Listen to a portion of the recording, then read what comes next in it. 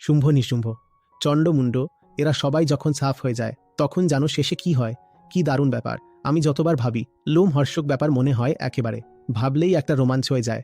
কি পরিণাম হয় যখন দেবী সব অসুরদেরকে সাফ করে দেন। বলা হয় প্রকৃতিতে যত গণ্ডগোল ছিল সে সব কিছু ঠিক হয়ে গেল। নদীগুলো সংকুচিত হয়ে গিয়েছিল, নিজের পথ থেকে সরে যাচ্ছিল। নদীগুলো পুনরায় তাদের নিজেদের পথে ফিরে আসে আর সম্পূর্ণ প্রবাহের সাথে বইতে শুরু করে দেয়। তাদের জলগুলো সব পরিষ্কার হয়ে যায়। আকাশে ধুলোর মেঘ ছেয়েছিল সেগুলো সব সরে যায়।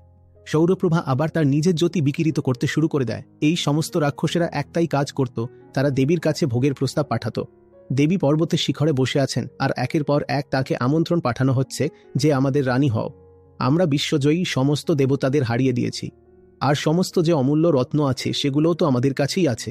আর তুমিও তো এক অনুপম সুন্দরী, তোমার আমাদের সঙ্গে থাকা উচিত। আর দেবী বলেন, আমি তো স্থির করেছি যে আমাকে এসে জয় করে নেবে। আমি তার স্ত্রী হয়ে যাব। যাও গিয়ে তোমাদের মালিকদের বলে দাও আমাকে এসে জয় করে নিতে। আর সেই মালিকেরা আসে দেবীকে জেতার জন্য, আর থাপ্পড়ের পর থাপ্পড় খায়। মানে যে ভোগ করতে আসবে তারা দেবীর কাছ থেকে অনেক থাপ্পড় খাবে। যেসব দেবীর নামে আমরা এত হত্যা করি, বিশেষ করে পশ্চিমবঙ্গে জীব হত্যা করি, তো এই সেই দেবীর কাহিনী। আসলে দেবী মানে প্রকৃতি।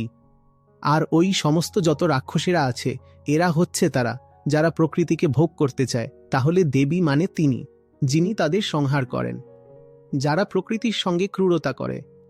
আর আমরা নিজেদেরকে দেবীর ভক্ত বলে দেখাই, কিন্তু ঠিক সেই একই সময়ই প্রকৃতির সঙ্গে ক্রূরতা করি। এটা তুমি কি করছো? পশু কি দেবীর জন্য? দেবী কি পশুদের মেরে খাবেন নাকি? খাও তো তুমি। আমাদের মধ্যে কতটা অসততা আছে যে আমরা সহজ সরল সত্যিটাকেও স্বীকার করতে পারি না। নিজের জিভের স্বাদের জন্য পশুদের কাটছো আর সেটাকে ধর্মের নাম দিচ্ছ। ধর্মটা কি ভাই? আর সেটাও এমন এক দেবীর উৎসবে তুমি পশুদের কাটছো যিনি স্বয়ং সমস্ত প্রাণীদের রক্ষাকর্তা। উনি প্রকৃতির দেবী, আর সেটাই দেবীর সজীব রূপ। আর তুমি সেই জীবন্ত রূপকে দেবীর প্রতিমার সামনেই কাটছো। এটা কোথাকার বুদ্ধিমত্তা?